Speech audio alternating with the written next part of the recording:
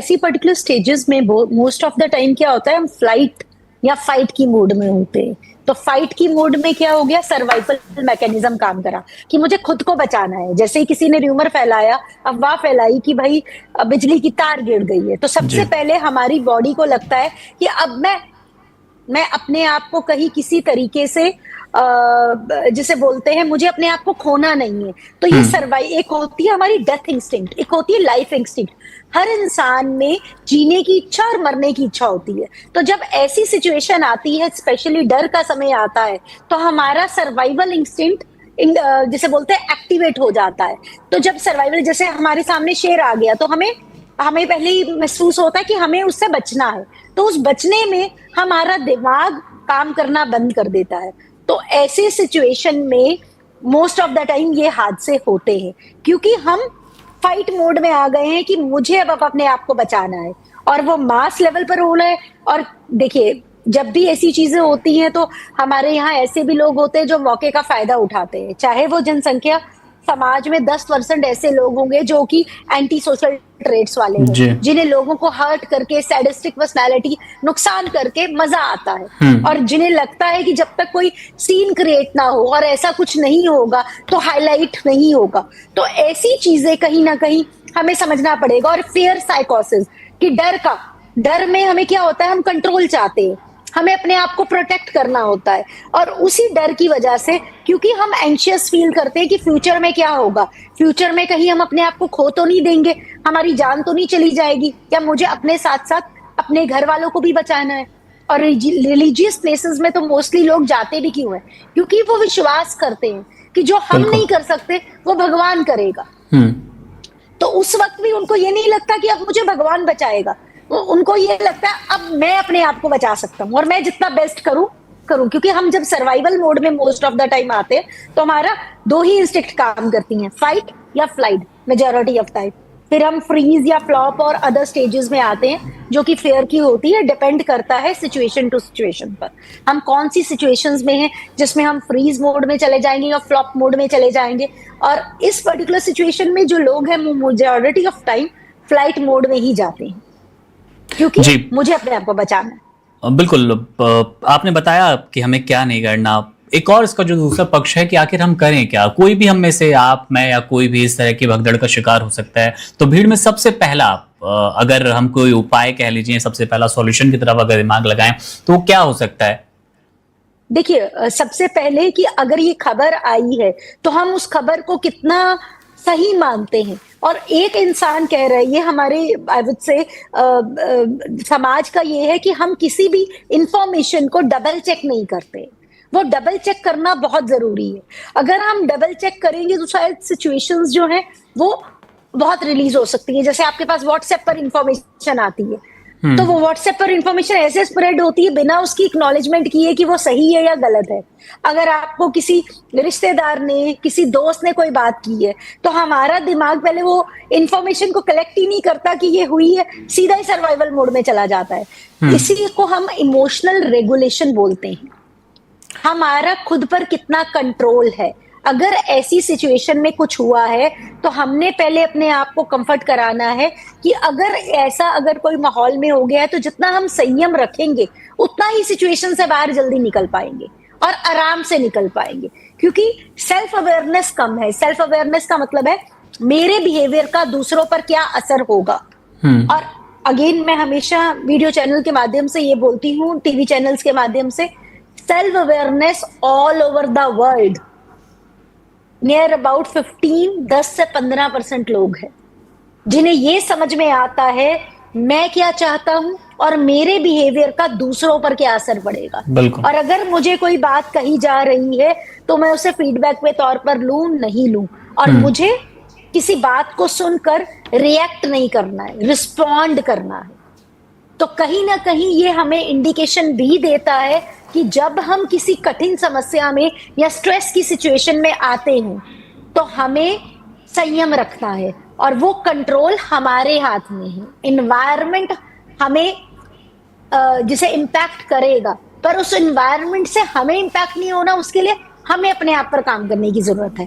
तो जब mass level पर काम हो रहा है और मास लेवल पर प्रॉब्लम आ रही है, तो हर इंसान की अपनी ज़िम्मेदारी बनती है ऐसी सिचुएशन पर आकर सबको ये बोले, कोई भी जो ज़्यादा सेल्फ अवेयर है कि इस वक़्त संयम रखना है। अगर ये लोग भाग रहे थे तो 10-15 लोग या 50 लोग ऐसे भी होते, बोलिए भागिए मत, शांति जी। बनाए रखिए, तो शायद उस भीड़ को कंट्रोल किया जा सकता। और मैं फिर वही कहूँगी कि हम दूसरों में जब हम फेयर की सिचुएशन में होते हैं, तो रिलीजियस प्लेसेस पर भी हम ज़्यादा इसी वजह से जाते हैं कि जो मेरे कंट्रोल के बाहर है, वो परमात्मा पर फेथ में तब्दील हो और वो फेथ से हमें उस प्रॉब्लम से निकाले।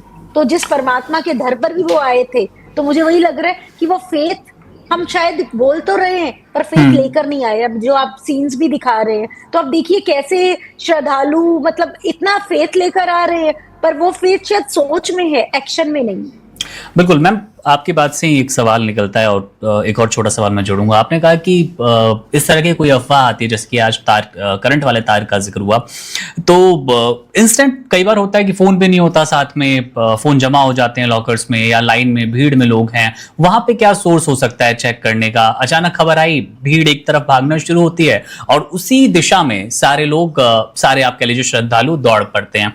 ये भी समझना चाहेंगे आपसे कि वहां उस वक्त ऐसा क्या दिमाग काम करता है कि एक तरफ एक लाइन में एक सुर में लोग भागना शुरू हो जाते हैं। कई बार हमने देखा कि कोई गेट खुलता है तो एक छोर से भगदड़ होती है, लेकिन जब हमने बिहार देखा, उज्जैन देखा, वहां पे तो काफी दूसरी जगह भी थी, लेकिन लोग एक तरफ ही क्यों भागना पसंद करते हैं? वहां पे कोई सुरक्षा का खास एहसास होता है? इस वक्त क्या दिमाग काम कर रहा होता है? देखिए, हम सब अधिकतर लोगों को दूसरों का ओपिनियन बहुत मैटर करता है। और अगर 10 लोग एक काम को कर रहे हैं, तो अधिकतर हम यही सोचते हैं वो सही कर रहे हैं और उसी में हमारा दिमाग चलता है।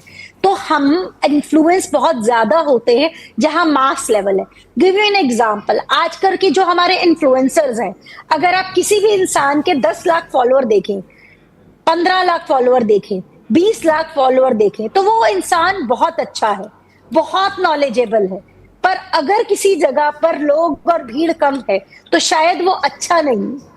ऐसा एक बहुत जर्नल एक सोच है। जैसे आप मुझे बता रहे हैं कि फोन नहीं है, तो क्या उस जगह पर जाने वाले जितने भी लोग थे, उन्होंने ये सोचा गेट खुला है तो हम आराम से जाएंगे तो लाइन में? जर्नल एग्जांपल देते हैं। मैं कल किसी हाईवे पर थी, तो हाईवे पे 2 साइड्स होती हैं, एक लेफ्ट और एक राइट, जो आने मतलब इस एक रोड थी जिसमें 2 लाइंस थी। एक तरफ जा रहे थे लोग, एक तरफ से आ रहे थे, और अधिकतर हम देख रहे थे लाइन बहुत लंबी थी और एक तरफ लाइन छोटी थी। तो मुझे लगा जहां से लोग वापस आ रहे हैं, वहां की तरफ भी जो हमारे जाने वाले लोग हैं वो जा रहे हैं, यानी कि हमने ही 2 लाइनें बना रही हैं। हम चाह रहे हैं कि मुझे पहले अपने आप को लेकर जाना है। तो अल्टीमेटली वो साइंस जर्नल मैं बता रही हूँ कि वो आगे वाले लोगों को रोक रही थी। ये मैं सोच रही थी कि मुझे लाइन से नहीं हटना, आगे वाले लोगों को रोक रही है।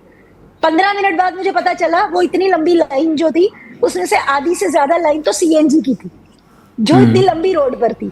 तो आप समझिए कि सिचुएशन का नहीं पता होता, तभी हमें अपने आप को कॉन्शियसली बोलना है, मैं इस वक्त क्या महसूस कर रहा हूं, मुझे डर लग रहा है। अगर मुझे डर लग रहा है तो मैं इस सिचुएशन में मेरे पास क्या ऑप्शंस हैं और मैं कौन सा सही डिसीजन ले सकता हूं। इमोशनल डिसरेगुलेशन में जो रेगुलेशन का एक जो फर्स्ट स्टेप होता है, मैं क्या महसूस कर रहा हूं, मेरे पास क्या ऑप्शंस है, मेरा माइंड और बॉडी एक अलाइनमेंट में है और मैं राइट डिसीजन में। ये सब उन सेकंड्स में करना होता है। और वो अगेन मैं वही सेकंड्स में करने की बात हूं, ये हर इंसान का कॉन्शियस डिसाइड करता है। जैसे मुझे कोल्ड ड्रिंक पीनी है कि नहीं पीनी है, वो मेरी सेहत के लिए नुकसानदायक है, वो हम ही डिसाइड करते हैं। तो कोल्ड ड्रिंक खाने पीने से लेकर है, उसी तरह जब स्ट्रेस की सिचुएशन में आते हैं तो वो भी हमारी कॉन्शियस चॉइस में हो जाता है कि मुझे ये करना है या नहीं करना है, और इसको करने का फायदा है या नहीं। ये एक दिन में नहीं आता है, ये प्रैक्टिस से आता है। अगर हम प्रैक्टिस करेंगे, वो ये जितने भी लोग यहाँ शामिल थे, अधिकतर वो कितने पढ़े लिखे लोग थे। अगेन सेल्फ अवेयरनेस का वैसे पढ़े लिखे होने से भी कोई नाता नहीं है, बट हम कितना सिचुएशन को समझते हैं और कितना कंट्रोल कर सकते हैं। कई बार बहुत सारे लोग अवेयर भी होते हैं, पर उनमें आवाज उठाने की हिम्मत नहीं होती, क्योंकि उन्होंने कभी लीडरशिप लिया ही नहीं होता। और अधिकतर ऐसा होता है कि जो लोग लीडरशिप की पोजीशन में होते हैं उनको इतना नॉलेज नहीं होता, वो बता नहीं पाते। Subscribe to One India and never miss an update. Download the One India app now.